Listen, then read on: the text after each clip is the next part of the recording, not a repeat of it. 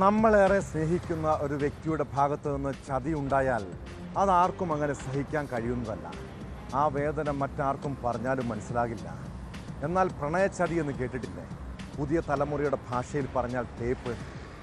പ്രത്യേകിച്ച് പുരുഷന്മാരെ സംബന്ധിച്ച് ഇതുപോലുള്ള ചതി മനസ്സിൽ വല്ലാത്ത പകയുണ്ടാക്കും. പിന്നീട് അത് പ്രതികാരത്തിലേക്ക് മാറാം. ഒടുവിൽ കൊല്ലും കൊലയും അറസ്റ്റുമൊക്കെയായി ജീവിതം നശിപ്പിക്കുന്നവരുണ്ട്. ഒരു കാര്യം ചോദിക്കട്ടെ, നിങ്ങളുടെ സ്നേഹം വേണ്ടാത്തവർക്ക് പിന്നാലെ പോയി എന്തിനാണ് സ്വയം ജീവിതം തകർക്കുന്നത്? അവരുടെ മുന്നിൽ നന്നായി ജീവിച്ച് കാണിക്കണം. അതായിരിക്കണം നിങ്ങളുടെ പ്രതികാരം. പാലക്കാട് നെന്മാറയിൽ യുവാവ് കാമുകിയെയും അച്ഛനെയും കൊലപ്പെടുത്താൻ ശ്രമിച്ചത് വിവാഹ അഭ്യർത്ഥന നിരസിച്ചതിൻ്റെ പകയിലാണ്. ഇതോടൊപ്പം കാസർഗോഡ് പറക്കമുറ്റാത്ത മക്കൾ ഉറങ്ങിക്കിടക്കുമ്പോൾ ഭാര്യയെ ആക്രമിച്ച ശേഷം ജീവനൊടുക്കിയ യുവാവിനെക്കുറിച്ചും കേൾക്കാൻ കഴിയും. ആ വാർത്തകളിലേക്കാണ് പോലീസ് പട്രോൾ ആദ്യം പോകുന്നത്. സ്വാഗതം.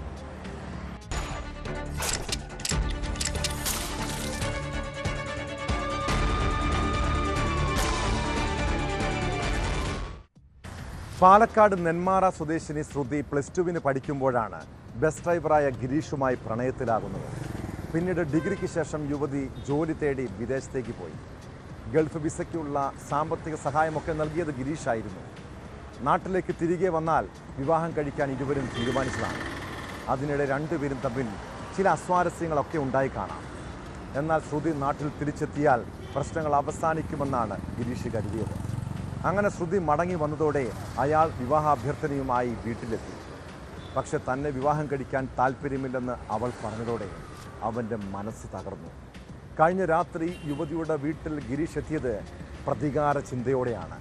ഒടുവിൽ യുവതിയെയും പിതാവ് സജീഷ് കുമാറിനെയും വെട്ടുകത്തിക്കൊണ്ട് ആക്രമിച്ചു. ഗുരുതരമായി പരിക്കേറ്റ രണ്ടുപേരും ആശുപത്രിയിൽ ചികിത്സയിലാണ്. കേസിൽ മേലാർക്കോട് സ്വദേശി ഗിരീഷിനെ പോലീസ് അറസ്റ്റ് ചെയ്തു.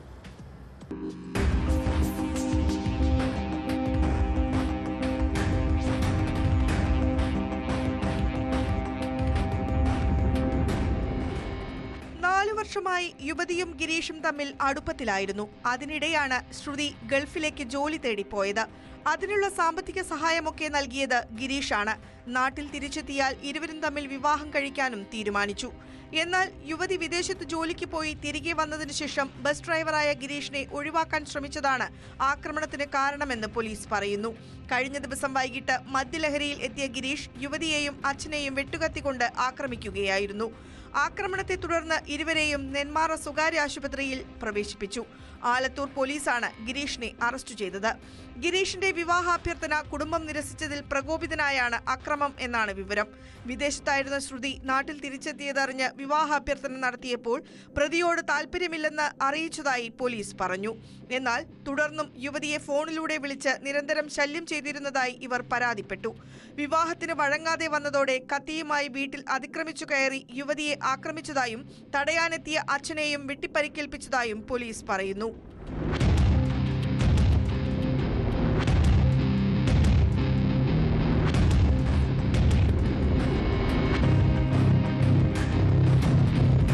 ന്യൂസ് 18 പാലക്കാട്. രാത്രി വീടിന് പുറത്ത് അച്ഛൻ അമ്മയെ ആക്രമിക്കുമ്പോൾ 1ഉം 5ഉം വയസ്സുള്ള 2 കുരുന്നുകൾ ഉറക്കത്തിലായിരുന്നു. ബഹളം കേട്ട് കുട്ടികൾ എഴുന്നേറ്റപ്പോൾ വീടിന് പുറത്തു നിന്ന് കതക് പൂട്ടിയ നിലയിൽ. നാട്ടുകാർ ഓടിക്കൂടിയപ്പോഴേക്കും ആ കുഞ്ഞുങ്ങളുടെ അമ്മ സിനി രക്തത്തിൽ കുളിച്ചു കിടക്കുന്നു. തൊട്ട് സമീപത്തായി അച്ഛൻ സുരേന്ദ്രൻ തൂങ്ങി മരിച്ച വീട്. കാസർഗോഡ് കുറ്റിക്കോലിലെ പറക്കമുറ്റാത്ത കുട്ടികളുടെ നിലവിളി കണ്ടുനിന്ന് ആർക്കും സഹിക്കാവുന്നതല്ല. കുടുംബ വഴക്കിനെ തുടർന്നാണ് സുരേന്ദ്രൻ ഭാര്യ സിനിയെ ആക്രമിച്ചതെന്നാണ് വിവരം. സംഭവത്തിന് ശേഷം അയാൾ ജീവനൊടുക്കുകയായിരുന്നു. ഗുരുതരമായി പരിക്കേറ്റ ഭാര്യ സിനി ആശുപത്രിയിൽ ചികിത്സയിലാണ്. സംഭവത്തിൽ ബേഡകം പോലീസ് കേസെടുത്ത് അന്വേഷണം ആരംഭിച്ചിട്ടുണ്ട്.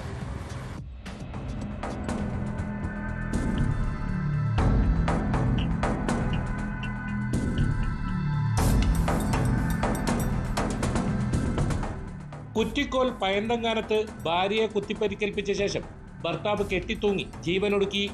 കുറ്റിക്കോൽ ടൗണിലെ ഓട്ടോ ഡ്രൈവറും മുൻ പ്രവാസിയുമായ സുരേന്ദ്രനാണ് ജീവനൊടുക്കിയത്. ഭാര്യ സിനിയെ കുത്തേറ്റ നിലയിൽ ചെങ്കളിയിലെ സ്വകാര്യ ആശുപത്രിയിൽ പ്രവേശിപ്പിച്ചു.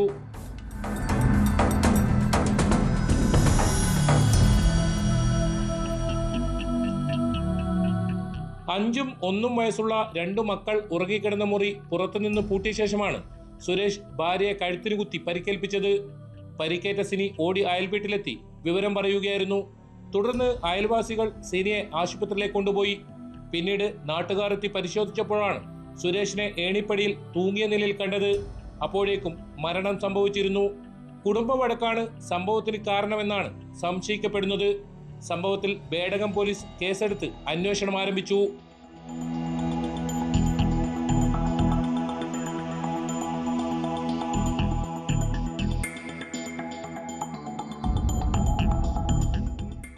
ന്യൂസ് 18 കാസർഗോഡ്. ലഹരിക്കെതിരെ ശക്തമായ പോരാട്ടം നടത്തുന്നവരാണ് രാഷ്ട്രീയ നേതാക്കളും പൊതുപ്രവർത്തകരും. എന്നാൽ അവരുടെ വീടുകളിൽ പോലും ലഹരി മാഫിയ ഒളിഞ്ഞിരിക്കുന്നുണ്ടാകും. കൊച്ചിയിൽ മയക്കുമരുന്നിന് അടിമയായ മകൻ രാഷ്ട്രീയ നേതാവായ അമ്മയ്ക്ക് നേരെ ആക്രമണം നടത്തിയ സംഭവം ഏറെ ഞെട്ടലുളവാക്കിയതാണ്. കൊച്ചിൻ കോർപ്പറേഷൻ മുൻ കൗൺസിലറും കോൺഗ്രസ് നേതാവുമായ ഗ്രേസി ജോസഫിനെ മകൻ കുത്തിപ്പരിക്കേൽപ്പിച്ചത് ആവശ്യപ്പെട്ട പണം നൽകാത്തതിൻ്റെ വിരോധത്തിലാണ്. സംഭവത്തിന് ശേഷം ഓടി രക്ഷപ്പെട്ട മകൻ ഷെഫിൻ ജോസഫിന് വേണ്ടി പോലീസ് അന്വേഷണം ആരംഭിച്ചു. സാരമായി പരിക്കേറ്റ ഗ്രേസിയുടെ ആരോഗ്യനില മെച്ചപ്പെട്ടിട്ടുണ്ട്. അതേസമയം സംഭവത്തിൽ പരാതി നൽകാൻ കുടുംബം തയ്യാറായിട്ടില്ല.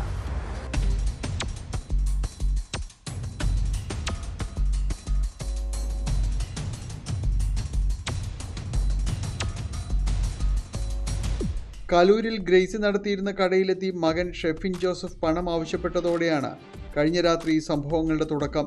മകനും ഗ്രേസിയുമായി വാക്കുതർക്കമുണ്ടായതായാണ് വിവരം. തർക്കത്തിനൊടുവിൽ കത്തികൊണ്ട് മകൻ ഗ്രേസിയെ കുത്തുകയായിരുന്നു. ഷെഫിൻ സംഭവ സ്ഥലത്തു നിന്ന് ഓടി രക്ഷപ്പെട്ടു. ഇയാൾ ലഹരിക്ക് അടിമയാണെന്നാണ് പോലീസിന് ലഭിച്ച വിവരം. പരാതിയില്ലെന്നാണ് ഇതുവരെയും കുടുംബത്തിൻ്റെ നിലപാടെങ്കിലും കുറ്റകൃത്യം നടന്നിരിക്കുന്ന സാഹചര്യത്തിൽ ഗ്രേസിയുടെ മൊഴിയെടുക്കും. ഷെഫിനെ കണ്ടെത്താനുള്ള ശ്രമങ്ങൾ പുരോഗമിക്കുന്നതായും പോലീസ് വ്യക്തമാക്കി. ഗ്രേസിയുടെ ആരോഗ്യനിലയിൽ പുരോഗതിയുണ്ടെങ്കിലും സംസാരിക്കാൻ കഴിയുന്ന രീതിയിലേക്ക് എത്തിയിട്ടില്ല. കുടുംബം പരാതി നൽകുന്നതിൻ്റെ അടിസ്ഥാനത്തിലായിരിക്കും കേസെടുക്കുന്നതുൾപ്പെടെയുള്ള കാര്യങ്ങൾ തീരുമാനിക്കുക. മകന് കൗൺസിലിംഗ് നൽകുന്ന കാര്യങ്ങളാണ് ഗ്രേസി പോലീസുമായി സംസാരിച്ചിട്ടുള്ളതെന്നാണ് അറിയാവുന്നത്. 2015-20 കലൂർ സൗത്തിൽ നിന്നുള്ള കോൺഗ്രസ് കൗൺസിലറായിരുന്നു ഗ്രേസി ജോസഫ്.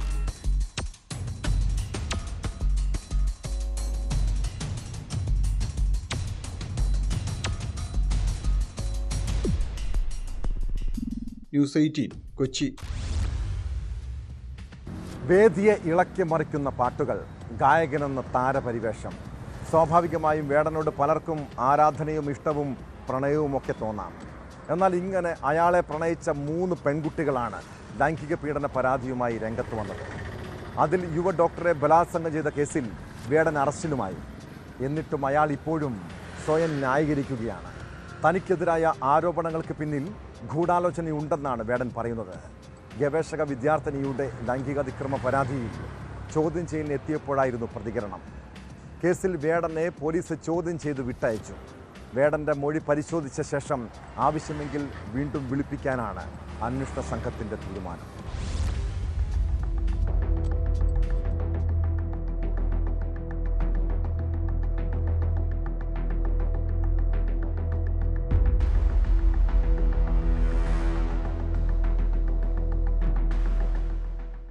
പരാതിക്കാരിയുടെ മൊഴി ലഭിച്ച ശേഷം തുടർ നടപടി സ്വീകരിക്കാനാണ് എറണാകുളം സെൻട്രൽ പോലീസിന്റെ തീരുമാനം. ആവശ്യമെങ്കിൽ വേടനെ വീണ്ടും ചോദ്യം ചെയ്യാൻ വിളിപ്പിക്കും. തനിക്കെതിരെ ഗൂഢാലോചന നടക്കുന്നതായി വേടൻ ആരോപിച്ചു. കേസ് നിലനിൽക്കുന്നതിനാൽ കൂടുതൽ പറയാനില്ല. എല്ലാം വിശദമായി പിന്നീട് അറിയിക്കാമെന്നും വേടൻ പറഞ്ഞു. കൂടുതൽ കാര്യങ്ങൾ എനിക്കൊന്നും പറയാൻ പറ്റില്ല. അതിനുള്ള പരാതി ചേട്ടൻ കൊടുത്തിട്ടുണ്ട്. ഈ തെക്കുംതിരക്കും കേസൊക്കെ ഒന്ന് കഴിയട്ടെ, ബാക്കിയുള്ള കാര്യങ്ങളൊക്കെ പിന്നെ സംസാരിക്കാൻ പറ്റും. ഗൂഢാലോചന സംശയമുണ്ടോ? എനിക്കൊരു സംശയമില്ലായിരിക്കില്ല ഗൂഢാലോചനയുടെ കാര്യത്തിൽ. തീർച്ചയായിട്ടും ഉണ്ട്. തീർച്ചയായിട്ടും സംശയമുണ്ട്. അതിനുള്ള കാര്യങ്ങളൊക്കെ പിന്നെ ഒരു ദിവസം വന്ന് പറയുന്നത്. ആദ്യം ഈ തിരക്കൊന്ന് കഴിയട്ടെ. കേരളത്തിന് പുറത്തുള്ള സർവകലാശാലയിൽ ഗവേഷണം നടത്തുന്ന വിദ്യാർത്ഥിനി ദളിത് സംഗീതത്തിന്റെ പ്രബന്ധ ആവശ്യവുമായി ബന്ധപ്പെട്ട വേടനെ സമീപിച്ചു. 2020 കൊച്ചിയിലെ ഫ്ളാറ്റിലേക്ക് വിളിച്ചു വരുത്തി പെൺകുട്ടിയെ കടന്നുപിടിച്ചെന്നും ലൈംഗിക അധിക്ഷേപം നടത്തിയെന്നുമാണ് പരാതി. സ്ത്രീത്വത്തെ അപമാനിക്കുക, ലൈംഗികാതിക്രമം നടത്തുക, അശ്ലീല പദപ്രയോഗം, ലൈംഗിക അംഗവിക്ഷേപങ്ങൾ കാണിക്കുക എന്നീ കുറ്റങ്ങളാണ് ചുമത്തിയിരിക്കുന്നത്. വിവാഹ വാഗ്ദാനം നൽകി പീഡിപ്പിച്ചെന്ന യുവ ഡോക്ടറുടെ പരാതിയിൽ വേടനെ തൃക്കാക്കര പോലീസ് ചോദ്യം ചെയ്തിരുന്നു. ഹൈക്കോടതി മുൻകൂർ ജാമ്യം നിലനിൽക്കുന്നതിനാൽ അറസ്റ്റ് രേഖപ്പെടുത്തി വിട്ടയക്കുകയായിരുന്നു.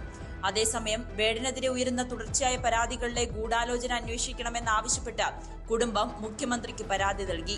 വേടനെ സ്ഥിരം കുറ്റവാളിയാക്കാനുള്ള നീക്കമാണ് ഗൂഢാലോചനയ്ക്ക് പിന്നിലെന്നും കുടുംബം പരാതിയിൽ പറയുന്നു. വേടന്റെ വാക്കുകളെ നിശബ്ദമാക്കുകയാണ് പരാതിക്കാരുടെ ലക്ഷ്യമെന്നും വേടന്റെ സഹോദരൻ ആരോപിക്കുന്നു.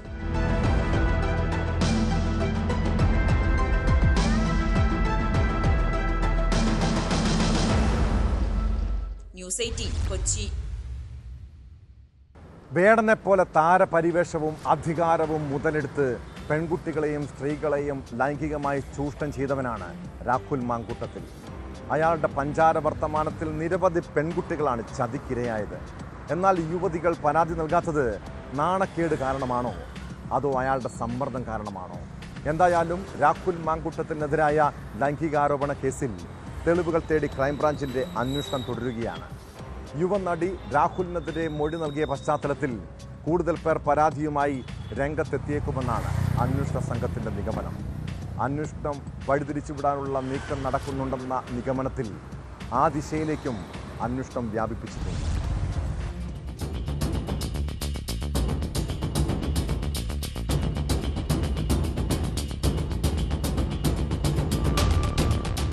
രാഹുൽ മാങ്കൂട്ടത്തിനെതിരെ പരസ്യ വെളിപ്പെടുത്തൽ നടത്തിയ യുവതികൾക്ക് നേരിടേണ്ടി വന്ന സൈബർ ആക്രമണങ്ങളുടെ പശ്ചാത്തലത്തിലാണ് കൂടുതൽ പേർ പരാതി നൽകുന്നതിൽ നിന്ന് പിന്മാറിയതെന്നാണ് അന്വേഷണ സംഘത്തിന്റെ വിലയിരുത്തൽ.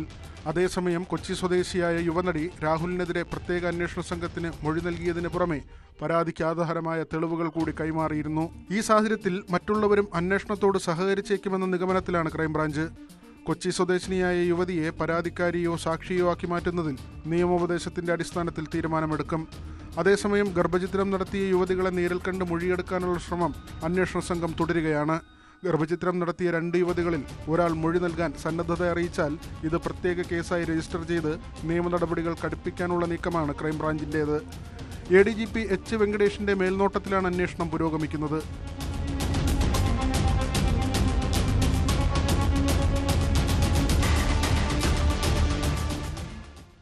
ന്യൂസ് 18 തിരുവനന്തപുരം.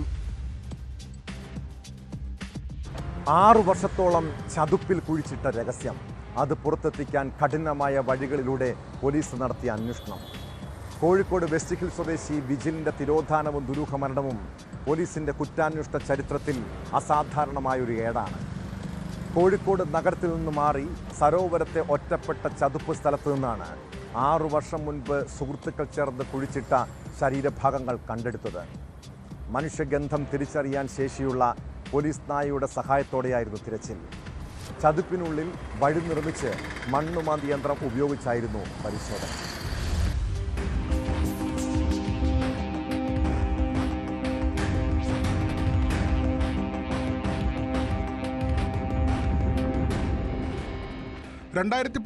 മാർച്ച് 24 കോഴിക്കോട്ട് നിന്ന് ദുരൂഹ സാഹചര്യത്തിൽ കാണാതായ വിജിലിനെ സരോവരത്തെ ചതുപ്പിൽ താഴ്ത്തിയതായി പ്രതികൾ മൊഴി നൽകിയിരുന്നു. വിജിലിന്റെ സുഹൃത്തുക്കളായ KK നിഖിൽ, ദീപേഷ് എന്നിവരുടെ മൊഴിയുടെ അടിസ്ഥാനത്തിൽ ചതുപ്പിൽ നടത്തിയ പരിശോധനയിലാണ് അസ്ഥികഷ്ണങ്ങൾ കണ്ടെടുത്തത്.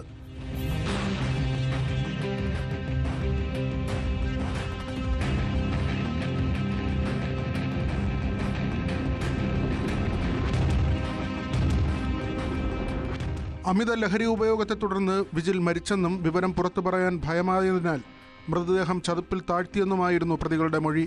പ്രതികൾ ചൂണ്ടിക്കാണിച്ച സ്ഥലത്തു നിന്ന് ഏതാണ്ട് 40 മീറ്റർ മാറിയാണ് അസ്ഥികഷ്ണങ്ങൾ ലഭിച്ചത്. കഴിഞ്ഞ ദിവസം സ്ഥലത്തു നിന്ന് ലഭിച്ച ഷൂസ് വിജിലിൻ്റേതാണെന്ന് സ്ഥിരീകരിച്ചിരുന്നു. 2 ഘട്ടങ്ങളിലായി നടത്തിയ തെരച്ചിലിലാണ് അസ്ഥികഷ്ണങ്ങൾ കണ്ടെത്താൻ കഴിഞ്ഞത്. കനത്ത മഴയെ തുടർന്ന് കഴിഞ്ഞ മാസം നിർത്തിവെച്ച തെരച്ചിൽ കാലാവസ്ഥ അനുകൂലമായതോടെ പുനരാരംഭിക്കുകയായിരുന്നു. ചതുപ്പിനുള്ളിൽ വഴി നിർമ്മിച്ച് മണ്ണുമാന്തി യന്ത്രത്തിന്റെ സഹായത്തോടെയായിരുന്നു തെരച്ചിൽ. നമുക്ക് ഈ പറയുന്ന രീതിയിൽ ഇതിന്റെ പോസ്റ്റ്മോർട്ടം നടത്തേണ്ടതുണ്ട്. അതിനുശേഷം ഇതിന്റെ DNA എക്സാമിനേഷന് വേണ്ടി ഫോറൻസിക് ലാബിലേക്ക് അയക്കേണ്ടതുണ്ട്. അതിനുശേഷം മാത്രമാണ് നമുക്കിത് വിജിലിൻ്റേതാണ് എന്ന് കൺഫേം ചെയ്ത് പറയാൻ പറ്റുന്നത്. മനുഷ്യഗന്ധം തിരിച്ചറിയാൻ ശേഷിയുള്ള പോലീസ് നായയുടെ സഹായത്തോടെയാണ് തിരച്ചിൽ നടത്തിയത്. ഒരാൾ താഴ്ചയുള്ള ചതുപ്പിൽ സന്നദ്ധ പ്രവർത്തകരുടെ സേവനവും തെളിവ് ശേഖരണത്തിൽ നിർണായകമായി. ഈ ഒരു 6-7 ദിവസം ഊണും ഉറക്കില്ലാതെ തന്നെ ഈ സാധനങ്ങൾ ഇത്രയും ചളീൻ്റെ ഇടയിൽ നിന്ന് ഇപ്പം നിങ്ങൾ കണ്ടല്ലോ ഈ ചളീൻ്റെ ഇടയിൽ നിന്നാണ് ഈ അസ്ഥികൾ മുഴുവനും ഞങ്ങൾ പെറുക്കിയെടുത്തത്. അത് ഞങ്ങളുടെ ജീവിതത്തിൽ വലിയൊരു നായികക്കല്ലാണ്. ഇന്ന് വരെ ഒരു ചില്ലിക്കാശ് ഒരു സ്റ്റേഷനിൽ പോലും വാങ്ങിയിട്ടില്ല. അതോടൊപ്പം തന്നെ ഈ യജ്ഞത്തിന് പോകുന്ന ഞങ്ങൾ ആളുകൾ ആരും ആൻസോ പാൻപരാഗോ മദ്യോ സിഗരറ്റോ ഒന്നും ഉപയോഗിക്കാതെ നല്ല രീതിയിൽ വന്ന് പ്രവർത്തിച്ച് നല്ല രീതിയിൽ തന്നെ മടങ്ങിപ്പോകുന്നത്. കഴിഞ്ഞ തിങ്കളാഴ്ചയാണ് രണ്ടാം ഘട്ട തിരച്ചിലിനായി പ്രതികളെ പോലീസ് കസ്റ്റഡിയിൽ വാങ്ങിയത്. കോടതിയിൽ ഹാജരാക്കുന്നതിന് മുന്നോടിയായി അസ്ഥികൾ ഒഴുക്കിയെന്ന് പ്രതികൾ മൊഴി നൽകിയ വരയ്ക്കൽ ബീച്ചിലും തെളിവെടുപ്പ് നടത്തിയിരുന്നു. വിജിൽ ട്രെയിനിൽ കയറിപ്പോയെന്ന് തെറ്റിദ്ധരിപ്പിക്കാനായി കല്ലായി റെയിൽവേ സ്റ്റേഷന് സമീപം ഉപേക്ഷിച്ച ബൈക്കും പോലീസ് കണ്ടെത്തി.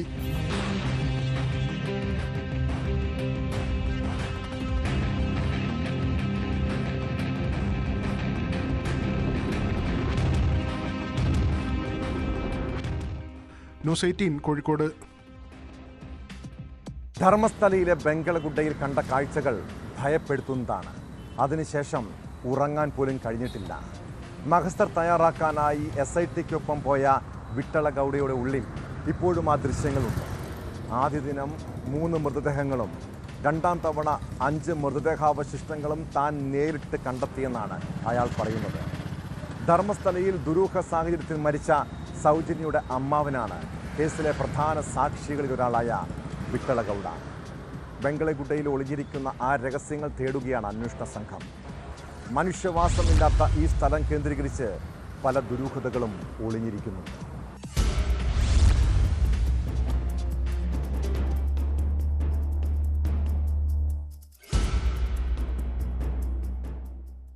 ധർമ്മസ്ഥലയിലെ ബംഗളഗുഡിയാണ് ഇപ്പോൾ വാർത്തകളിൽ നിറഞ്ഞു നിൽക്കുന്നത്. സെപ്റ്റംബർ 6 നടത്തിയ പരിശോധനയിൽ 3ഓളം മൃതദേഹാവശിഷ്ടങ്ങളാണ് ബംഗളഗുഡിയിൽ നിന്ന് ലഭിച്ചത്. കഴിഞ്ഞ ദിവസം SIT നടത്തിയ പരിശോധനയിൽ 5ഓളം തലയോട്ടികളും നിരവധി അസ്ഥികളും കണ്ടെത്തി. ഇതിൽ ഒരു കുട്ടിയുടേതും ഉൾപ്പെടുന്നു. 1ാം ഘട്ടത്തിൽ SITയുടെ പരിശോധനയിൽ 11A എന്ന് മാർക്ക് ചെയ്ത ഇവിടെ നിന്നും ഒരു പൂർണ്ണ മനുഷ്യന്റെ അസ്ഥികൂടവും നിരവധി അസ്ഥികളും ലഭിച്ചിരുന്നു. കൊല്ലപ്പെട്ട സൗജന്യയുടെ അമ്മാവൻ വിട്ടള ഗൗഡ ചൂണ്ടിക്കാട്ടിയിടത്തു നിന്നാണ് നിർണായക തെളിവുകൾ കണ്ടെത്തിയത്. യുദ്ധക്കളം പോലെയാണ് വനത്തിനകത്തെ ഒരു പ്രദേശമെന്നും ഉപരിതലത്തിൽ ചിതറിക്കിടക്കുന്ന രീതിയിലുള്ള അസ്ഥികൂടങ്ങളാണ് ഇപ്പോൾ കണ്ടെത്തിയതെന്നും കൊല്ലപ്പെട്ട ಸೌಜನ್ಯನ ಅಮ್ಮವನ್ ವಿಠ್ಠಲಗೌಡ പറയുന്നു.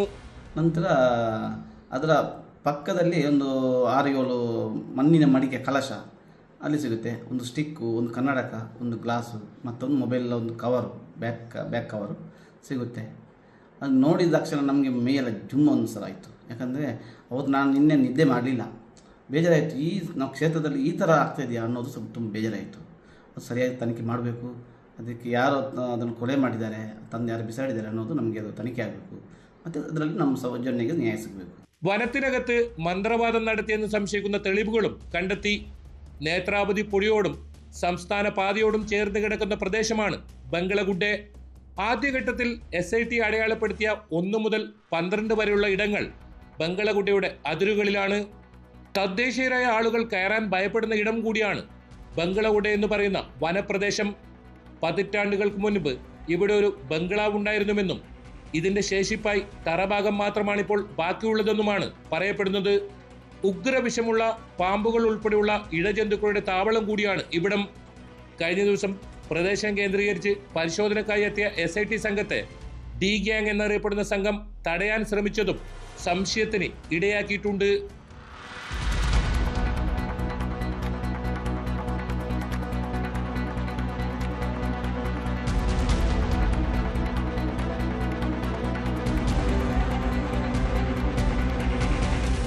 ഇതിനിടയിൽ ധർമ്മസ്ഥല കേസിൽ നീതിപൂർവവും സുതാര്യവുമായ അന്വേഷണം നടത്തണമെന്നാവശ്യപ്പെട്ട് ജസ്റ്റിസ് ഫോർ സൗജന്യ ആക്ഷൻ കമ്മിറ്റി നേതാവ് മഹേഷ് ഷെട്ടി തിമിരോടി SITക്ക് പരാതി നൽകി.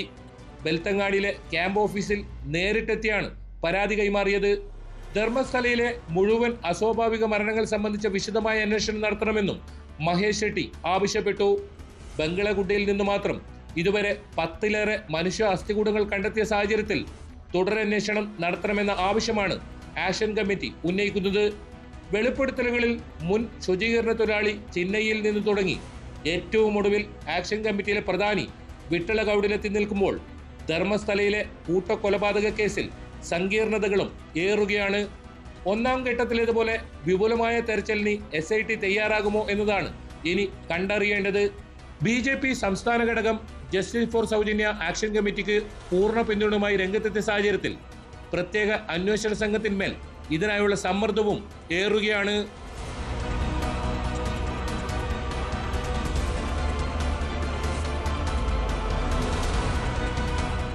KB Baiju, News 18, Dharmasthala.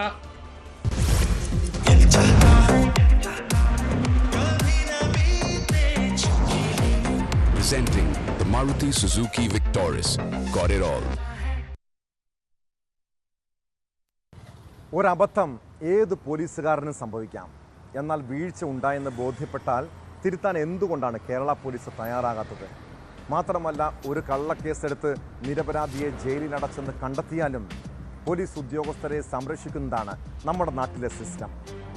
Police എടുത്ത കേസ് വ്യാജമാണെന്ന് കണ്ടെത്തിയിട്ടും ഉദ്യോഗസ്ഥർക്കെതിരെ അച്ചടക്ക നടപടി ഉണ്ടായില്ലെന്ന് പരാതി. കോട്ടയം സ്വദേശി പ്രദീപിനെതിരെ 2014 ആറന്മുള സ്റ്റേഷനിൽ രജിസ്റ്റർ ചെയ്ത കേസാണ് വ്യാജമാണെന്ന് ക്രൈംബ്രാഞ്ച് കണ്ടെത്തിയത്. വ്യാജ കേസെടുത്ത ആറന്മുള CI ദിലീപ് ഖാനെതിരെ അച്ചടക്ക നടപടിക്ക് ശുപാർശ ചെയ്തിരുന്നെങ്കിലും ഒന്നും ഉണ്ടായില്ല. വ്യാജ കേസിൽ 21 ദിവസം ജയിലിൽ കഴിഞ്ഞതോടെ അടുത്ത ബന്ധുക്കൾ പോലും തിരിഞ്ഞു നോക്കാതായെന്നാണ് പ്രദീപ് പറയുന്നത്.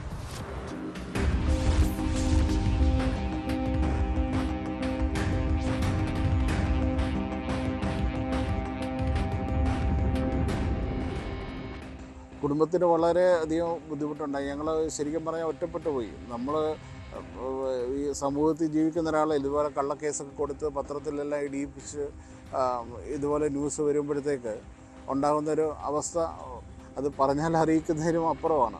പോലീസിന്റെ വ്യാജ കേസുകൾ സാധാരണക്കാരുടെ ജീവിതം എങ്ങനെ തകർക്കുമെന്ന് വ്യക്തമാക്കുന്നതാണ് കോട്ടയം സ്വദേശി പ്രദീപിന്റെ അനുഭവം. വിൻസെന്റ് പോൾ സാറ് അദ്ദേഹത്തെ സ്വാധീനിച്ചുകൊണ്ട് പത്തനംതിട്ട SP രാഹുൽ R നായരെ ബന്ധപ്പെട്ട് അദ്ദേഹം കോഴഞ്ചേരി CI ആയിട്ടുള്ള ദിലീപ് ഖാനോട് പറഞ്ഞ് എന്നെ ഒരു വ്യാജ പരാതിയിൽ കള്ളക്കേസിൽ എന്നെ അറസ്റ്റ് ചെയ്തു. എൻ്റെ വീട് റെയ്ഡ് നടത്തി. എൻ്റെ കയ്യിലുള്ള ഡോക്യുമെൻറ്റുകൾ, കമ്പ്യൂട്ടർ, ഫോണ് ഇതെല്ലാം പിടിച്ചുകൊണ്ട് പോയിട്ട് എന്നെ 21 ദിവസം റിമാൻഡ് ചെയ്തു. 2014 പ്രദീപ് ജോലി ചെയ്തിരുന്ന സ്ഥാപനത്തിന്റെ ഉടമ കോഴഞ്ചേരി സ്വദേശി ബിജു മാത്യു പ്രദീപിനെതിരെ പരാതി നൽകി. ചെക്ക് ബുക്ക് മോഷ്ടിച്ച് വ്യാജ ഒപ്പിട്ട് 55 ലക്ഷം രൂപ പ്രദീപ് തട്ടിയെടുത്തു എന്നായിരുന്നു പരാതി. അന്വേഷണ ഉദ്യോഗസ്ഥനായിരുന്ന ആറന്മുള CI ദിലീപ് ഖാൻ പ്രദീപിനെ അറസ്റ്റ് ചെയ്ത് 21 ദിവസം റിമാൻഡിൽ ജയിലിലാക്കി. ജയിലിൽ നിന്നിറങ്ങിയ പ്രദീപ് നിയമ പോരാട്ടത്തിലൂടെ പുറത്തു കൊണ്ടുവന്നത് സ്വന്തം നിരപരാധിത്വം മാത്രമല്ല, പോലീസിന്റെ ക്രിമിനൽ നീക്കം കൂടിയാണ്. ഈ കള്ളക്കേസ് കൊടുക്കുക, എൻ്റെ പണം അപഹരിക്കുക, എന്നെ എന്താ പറയുക, എനിക്ക് തരാനായിട്ടുള്ള പണം തരാതിരിക്കാനായിട്ടുള്ള കാര്യങ്ങൾ ചെയ്യുക എന്നുള്ള ഒരു സമീപനമായിരുന്നു അവർ ഉണ്ടായിരുന്നത്. അത് കാരണം മർദ്ദനമൊന്നും ഉണ്ടായില്ല. പക്ഷേ ഒരു പോലീസ് ഓഫീസർ നമ്മളെ മർദ്ദിക്കാനായിട്ട് ശ്രമിച്ചായിരുന്നു. അയാൾ ഒരു പോലീസ് ഉദ്യോഗസ്ഥനാണ്. അയാൾ പിന്നീട് ലീവ് എടുത്ത് ഗൾഫിലെങ്ങാണ്ട് പോയി. അയാളെ പിന്നെ ഞാൻ കോടതിയിൽ വെച്ച് ഒരു പ്രാവശ്യം കാണുകയും ചെയ്തു. അന്ന് അയാൾ എൻ്റെ കാല് പിടിച്ച് പറഞ്ഞു, എനിക്കത് അറിയില്ലായിരുന്നു, ഞാൻ സത്യമാണെന്നാണ് വിചാരിച്ചത്, ഇതുപോലൊരു കള്ളക്കേസാണെന്ന് ഒരിക്കലും വിചാരിച്ചില്ല എന്നൊക്കെ അയാൾ പറഞ്ഞു. പ്രദീപിന്റെ പരാതിയിൽ ക്രൈംബ്രാഞ്ച് നടത്തിയ അന്വേഷണത്തിൽ കണ്ടെത്തിയത് ഗുരുതരമായ വിവരങ്ങളാണ്. യാതൊരു തെളിവുമില്ലാതെയാണ് പ്രദീപിനെ അറസ്റ്റ് ചെയ്തതെന്ന് ക്രൈംബ്രാഞ്ച് ADGP DGPക്ക് നൽകിയ അന്വേഷണ റിപ്പോർട്ടിൽ പറയുന്നു. ചെക്കുകൾ വ്യാജമല്ലെന്ന് ഫോറൻസിക് ലാബിൽ നടത്തിയ പരിശോധനയിലും കണ്ടെത്തി. ഈ റിപ്പോർട്ടിന് പോലും കാത്തിരിക്കാതെയാണ് പോലീസ് കുറ്റപത്രം സമർപ്പിച്ചത്. അറസ്റ്റ് ഉൾപ്പെടെ എല്ലാം നിയമവിരുദ്ധമാണെന്നും റിപ്പോർട്ടിൽ ചൂണ്ടിക്കാട്ടുന്നു. കേസ് വ്യാജമാണ്. അന്വേഷണ ഉദ്യോഗസ്ഥനായ ദിലീപ് ഖാനെതിരെ അച്ചടക്ക നടപടി വേണമെന്നും DGPക്ക് നൽകിയ റിപ്പോർട്ടിൽ ശുപാർശ ചെയ്യുന്നു. പക്ഷെ പിന്നീട് തുടർ നടപടി ഒന്നും ഉണ്ടായില്ലെന്നതാണ് പ്രദീപിന്റെ അനുഭവം. വ്യാജ കേസെടുത്ത ഉദ്യോഗസ്ഥൻ ഇപ്പോഴും സർവീസിൽ തുടരുന്നു. നഷ്ടം പ്രദീപിന് മാത്രം.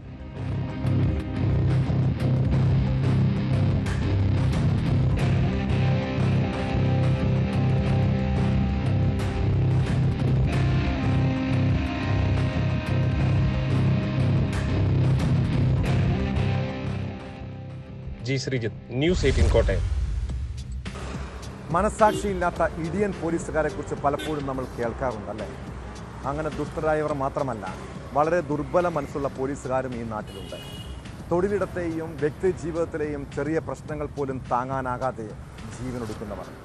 മലപ്പുറം തവനൂർ സെൻട്രൽ ജയിലിലെ ജയിലർ ക്വാർട്ടേഴ്സിൽ തൂങ്ങി മരിച്ചത് വ്യക്തിപരമായ കാരണങ്ങളെ തുടർന്നെന്ന് വിവരം. പാലക്കാട് സ്വദേശി ബർസാത്ത് എന്ന 29-കാരനാണ് ജീവനൊടുക്കിയത്. മരിക്കുകയാണെന്ന് പറഞ്ഞ് സഹോദരന് സന്ദേശം അയച്ച ശേഷമായിരുന്നു ആത്മഹത്യ.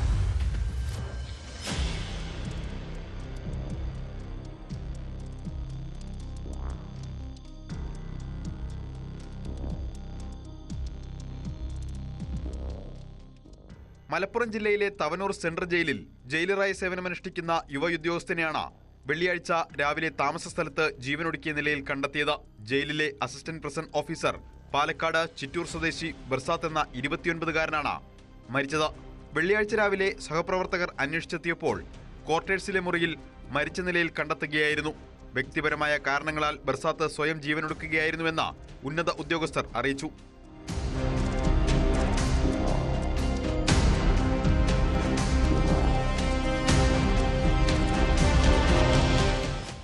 വ്യാഴാഴ്ച പകൽ മുഴുവൻ ഡ്യൂട്ടിയിലുണ്ടായിരുന്ന ബർസാത്ത വൈകുന്നേരത്തോടെ ജോലി കഴിഞ്ഞ് ക്വാർട്ടേഴ്സിലേക്ക് പോയതായിരുന്നു. ഇതിനുശേഷമാണ് മരണം നടന്നിട്ടുള്ളത്. മരിക്കുന്നതിന് മുൻപ് താൻ മരിക്കുകയാണെന്ന് പറഞ്ഞ സഹോദരന് ബർസാത്ത് മെസ്സേജ് അയച്ചിരുന്നു.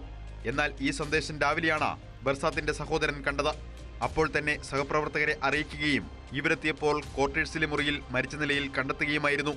കുറ്റിപ്പുറം പോലീസ് ഇൻക്വസ്റ്റ് നടത്തിയ മൃതദേഹം മഞ്ചേരി മെഡിക്കൽ കോളേജ് ആശുപത്രിയിൽ പോസ്റ്റ്മോർട്ടം നടത്തും. തിരൂർ ഡിവൈഎസ്പി AJ ജോൺസൺ അടക്കമുള്ള ഉദ്യോഗസ്ഥർ സ്ഥലത്തെത്തിയിരുന്നു.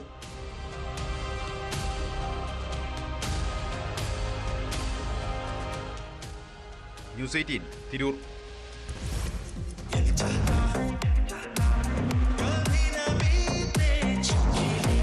Presenting the Maruti Suzuki Victoris. Got it all. നമ്മളൊക്കെ ജോലി തിരക്കും മറ്റു പ്രാരാബ്ധങ്ങളുമൊക്കെ ഉള്ളവരാണ്. എന്നാലും ഈ നാട്ടിൽ നടക്കുന്ന കാര്യങ്ങളൊക്കെ അറിയാൻ ഇടയ്ക്ക് പത്രമാധ്യമങ്ങളൊക്കെ ഒന്ന് നോക്കുന്നത് നല്ലതാണ്. ഈ രാജ്യത്ത് നടക്കുന്ന സൈബർ തട്ടിപ്പിനെക്കുറിച്ചും മറ്റ് ഓൺലൈൻ കെണികളെക്കുറിച്ചും അറിയാത്ത മനുഷ്യർ ഇപ്പോഴും ഇവിടെയുണ്ട്. കണ്ണൂർ മട്ടന്നൂരിൽ ഓൺലൈൻ ട്രേഡിങ്ങിൻ്റെ പേരിൽ 4.5 കോടിയോളം രൂപ തട്ടിയെടുത്തത് ഒരു ഡോക്ടറിൽ നിന്നാണ്. മലയാളികളുടെ സഹായത്തോടെ ഇതര സംസ്ഥാന തട്ടിപ്പ് സംഘമായിരുന്നു കേസിന് പിന്നിൽ. ഡോക്ടറെ കബളിപ്പിച്ച് കോടികൾ തട്ടിയെടുത്ത കേസിൽ മുഖ്യപ്രതിയെ പോലീസ് അറസ്റ്റ് ചെയ്തു. എറണാകുളം അറക്കപ്പള്ളി സ്വദേശി സൈനുൽ ആബിദാണ് കണ്ണൂർ സിറ്റി സൈബർ ക്രൈം പോലീസിൻ്റെ പിടിയിലായത്.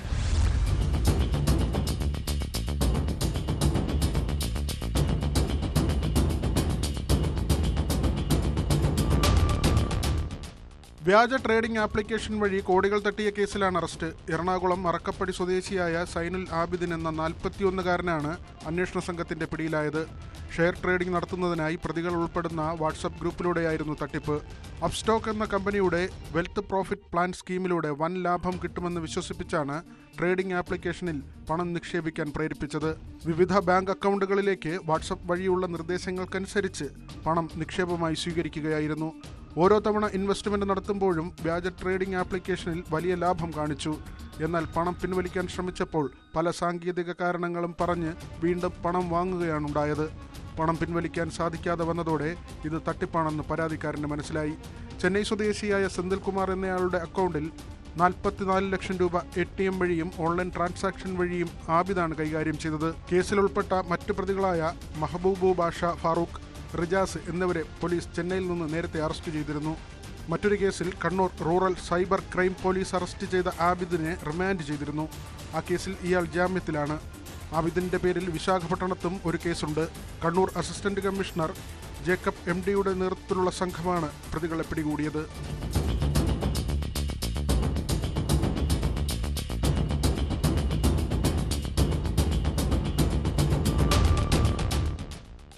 ന്യൂസ് 18 കണ്ണൂർ. ദേശീയ പാതയോരങ്ങളിലെ വീടുകൾ കേന്ദ്രീകരിച്ച് കവർച്ച നടത്തുന്ന സംഘത്തിലെ പ്രധാനികളാണ് ശിഹാബും അബ്ദുൽ മുദസ്സിറും. ആളുകൾ വീടിനുള്ളിലുണ്ടെങ്കിൽ പോലും അവർ അതിവിദഗ്ധമായി മോഷണം നടത്തും. എന്നാൽ കഴിഞ്ഞ മാസം കാസർഗോഡ് പുല്ലൂരിലുള്ള പ്രവാസിയുടെ വീട്ടിൽ കവർച്ചയ്ക്ക് കയറിയ 2 പേർക്കും പിടിവീണു. ദൃശ്യങ്ങൾ CCTV ക്യാമറയിൽ പതിഞ്ഞതാണ് പ്രതികൾക്ക് കുരുക്കായത്. പിടിയിലായ 2 പേരും നിരവധി കവർച്ചാ കേസുകളിലെ പ്രതികളാണ്. ഈ സംഘത്തിൽ കൂടുതൽ പേരുണ്ടോ എന്നും പോലീസ് അന്വേഷിക്കുന്നുണ്ട്.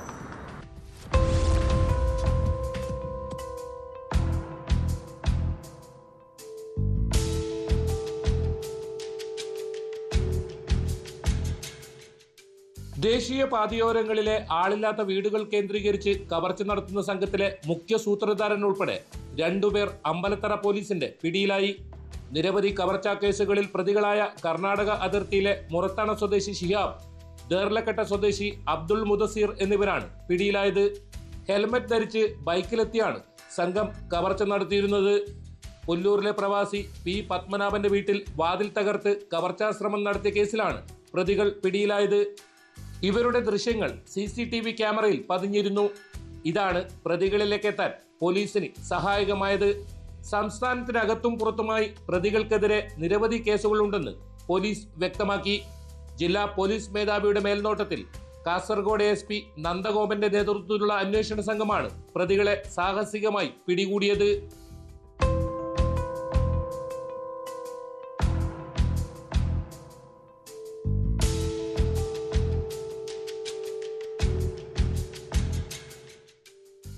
ആഗസ്റ്റ് 25 രാത്രി 9 പുല്ലൂരിലെ പത്മനാഭന്റെ വീടിന്റെ മുൻവശത്തെ വാതിൽ കുത്തിപ്പൊളിച്ച് മോഷണ ശ്രമം നടത്തിയത്. പത്മനാഭൻ അമ്മയ്ക്കൊപ്പം ആശുപത്രിയിൽ പോയ സമയത്താണ് മോഷ്ടാക്കൾ അകത്ത് കയറിയത്. പത്മനാഭന്റെ ഭാര്യ സൗദാമിനി മുകളിലത്തെ നിലയിൽ മുറിയിലുണ്ടായിരുന്നു. കവർച്ചക്കാർ വാതിൽ കുത്തിപ്പൊളിക്കുന്ന ശബ്ദം കേട്ട് സൗദാമിനി നാട്ടുകാരെ വിവരമറിയിക്കുകയായിരുന്നു. വിവരമറിഞ്ഞെത്തിയ നാട്ടുകാർ വീടിനകത്ത് പ്രവേശിച്ചപ്പോൾ ഇരുവരും പിൻവശത്തെ വാതിൽ തകർത്ത് മതിൽക്കെട്ടിൽ നിന്നും താഴേക്ക് ചാടി രക്ഷപ്പെടുകയായിരുന്നു. പിടിയിലായ പ്രതി അബ്ദുൾ മുദസറിന്റെ കാല് ചാട്ടത്തിനിടയിൽ ഒടിഞ്ഞതിനെ തുടർന്ന് ചികിത്സ തേടിയതായി അന്വേഷണത്തിൽ കണ്ടെത്തിയിരുന്നു. അമ്പലത്തറ ഇൻസ്പെക്ടർ KP ഷൈന്റെ നേതൃത്വത്തിലുള്ള സംഘമാണ് കേസ് അന്വേഷിക്കുന്നത്. ഹെൽമറ്റ് ധരിച്ചാണ് പ്രതികൾ വീടിനുള്ളിൽ കയറിയത്. പത്മനാഭന്റെ വീട്ടിൽ നിന്ന് ലഭിച്ച CCTV ദൃശ്യങ്ങളും വിരലടയാളങ്ങളുമാണ് പ്രതികളെ തിരിച്ചറിയാൻ സഹായിച്ചത്. ഷിഹാബ് നിരവധി കവർച്ചാ കേസുകളിൽ പ്രതിയാണെന്ന് പോലീസ് പറഞ്ഞു. 2019 പയ്യന്നൂരിൽ ATM കൗണ്ടറിൽ കവർച്ചാശ്രമം നടത്തിയ കേസിലും കർണാടക കൊണാജയിലും കവർച്ചാ കേസിലും ബേക്കൽ സ്റ്റേഷൻ പരിധിയിലെ ഒരു കവർച്ചാ കേസിലും ഇയാൾ പ്രതിയാണ്. കൂടുതൽ ചോദ്യം ചെയ്യുന്നതിനായി പ്രതികളെ കസ്റ്റഡിയിൽ ആവശ്യപ്പെട്ട് പോലീസ് കോടതിയിൽ അപേക്ഷ സമർപ്പിച്ചു.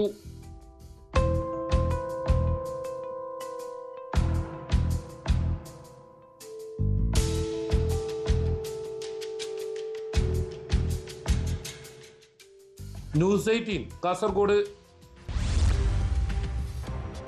പരീക്ഷയ്ക്ക് മാർക്ക് കുറഞ്ഞാലും അധ്യാപകർ വഴക്കു പറഞ്ഞാലും മാനസികമായി തളരുന്നവരാണ് ഇപ്പോഴത്തെ കുട്ടികൾ. കേരളത്തിലെ സ്കൂളുകളിലും കോളേജുകളിലും പണ്ടത്തെ പോലെ വിദ്യാർത്ഥികൾക്ക് മേൽ സമ്മർദ്ദങ്ങളോ മറ്റ് പ്രശ്നങ്ങളോ ഇല്ലെന്നാണ് അറിവ്. എന്നാലും ചെറിയ കാര്യങ്ങളിൽ പോലും മനസ്സ് പതറുന്നവരുണ്ട്. ഒടുവിൽ ആത്മഹത്യയിൽ അഭയം പ്രാപിക്കുന്നവർ. തിരുവനന്തപുരം ചിറയൻകീഴിൽ കോളേജ് വിദ്യാർത്ഥിനി ആത്മഹത്യ ചെയ്തത് കോളേജിലെ സെമിനാറിൽ പങ്കെടുക്കാൻ താല്പര്യമില്ലാത്തതിൻ്റെ പേരിലാണ്. തുമ്പ സെൻറ് സേവിയേഴ്സ് കോളേജിലെ 3ാം സെമസ്റ്റർ വിദ്യാർത്ഥിനി അനഘയാണ് മരിച്ചത്. പെൺകുട്ടി എഴുതിയ ആത്മഹത്യാക്കുറിപ്പ് പോലീസ് കണ്ടെടുത്തിട്ടുണ്ട്.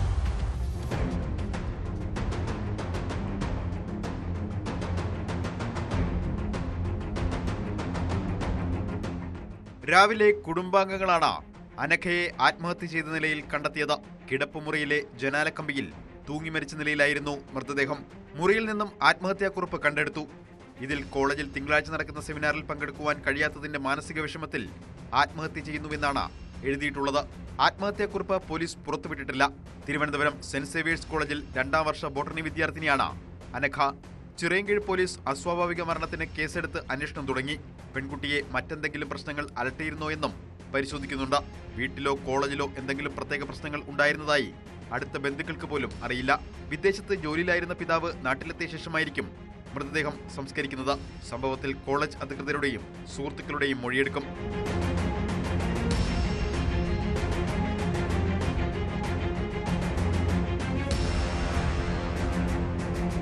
ന്യൂസ് 18 തിരുവനന്തപുരം. നമ്മുടെ നാട്ടിൽ ഒരു അപകടമുണ്ടായാൽ പലരും നിർത്താതെ പോകുന്ന പ്രവണതയുണ്ട്. ഒരുപക്ഷെ ഭയം കാരണമായിരിക്കാം അത്. എന്നാൽ ഇങ്ങനെ നിർത്താതെ പോയാലുള്ള നിയമ നടപടിയെക്കുറിച്ച് കൂടി തിരിച്ചറിയണം. കാസർഗോഡ് ചെറുവത്തൂരിൽ ബൈക്ക് യാത്രക്കാരനെ ഇടിച്ചിട്ട് നിർത്താതെ പോയ ജീപ്പ് മിനിറ്റുകൾക്കുള്ളിൽ പോലീസ് പിടികൂടി. ചീമേനി ഭാഗത്തു നിന്ന് അമിത വേഗതയിലെത്തിയ ജീപ്പാണ് കണ്ണാടിപ്പാറ ഭാഗത്ത് വെച്ച് ബൈക്ക് യാത്രക്കാരനെ ഇടിച്ചിട്ടത്.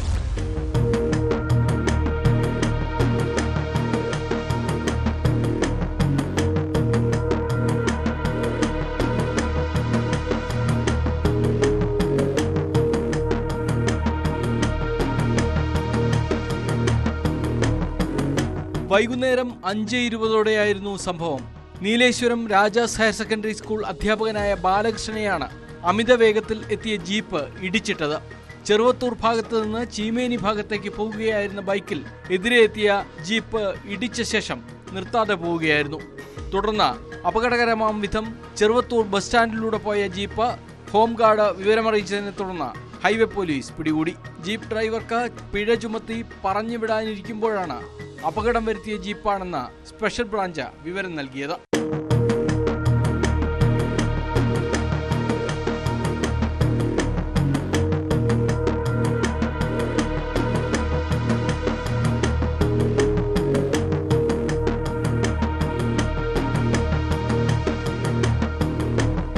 ജീപ്പിലുണ്ടായിരുന്ന 5 വിദ്യാർത്ഥികളെയും ചന്ദേര പോലീസ് കസ്റ്റഡിയിലെടുത്തു.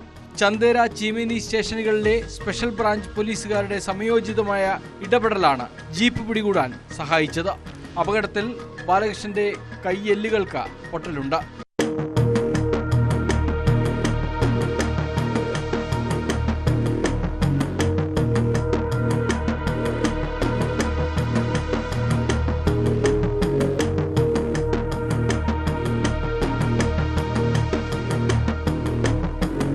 ന്യൂസ് 18 ചെറുവത്തൂർ. പത്തനംതിട്ട ജനറൽ ആശുപത്രിയിലെ ചികിത്സാ പീഡനത്തിനെതിരെ പരാതിയുമായി കുടുംബം. 7 വയസ്സുകാരൻ്റെ കയ്യിൽ പ്ലാസ്റ്റർ ഇട്ടതിന് പിന്നാലെ കൈപ്പത്തി പൂർണ്ണമായും പഴുത്ത് വ്രണമായ സംഭവത്തിലാണ് കുട്ടിയുടെ പിതാവും പത്തനംതിട്ട കൊടുന്തറ സ്വദേശിയുമായ മനോജ് പരാതിയുമായി രംഗത്തെത്തിയത്. അതേസമയം ചികിത്സയിൽ വീഴ്ച ഉണ്ടായിട്ടില്ലെന്നാണ് ആശുപത്രി അധികൃതരുടെ വിശദീകരണം.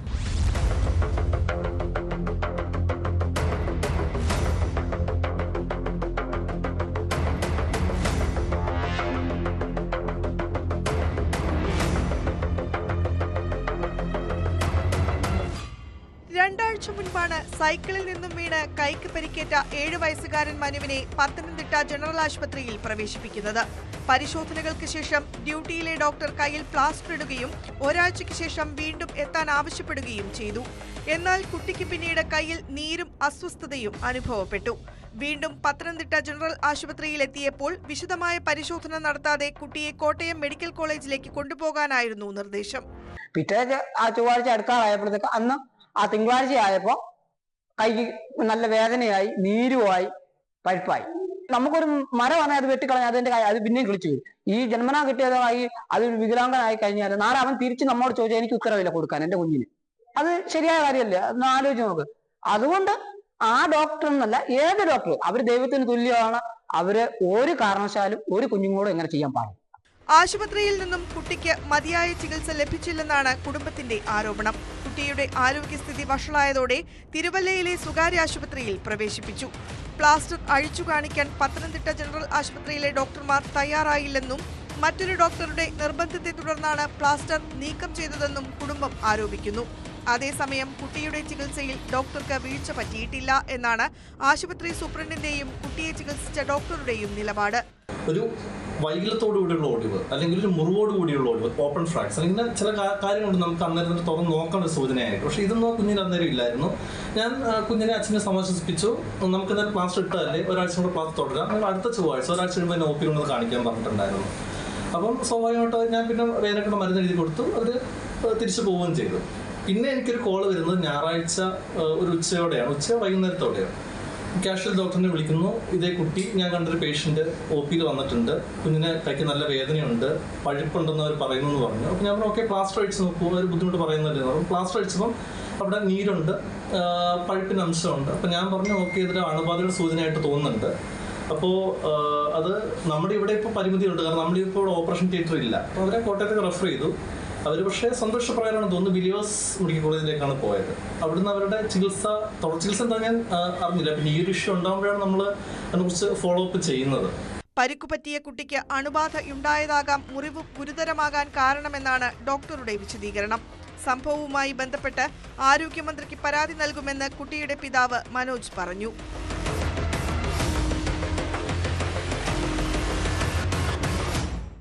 ന്യൂസ് 18 പത്തനംതിട്ട.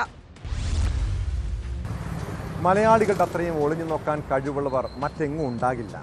സമീപത്തെ വീടുകളിൽ നടക്കുന്ന കാര്യങ്ങൾ അറിയാൻ നമുക്കൊരു പ്രത്യേക ബിരുദ അല്ലേ.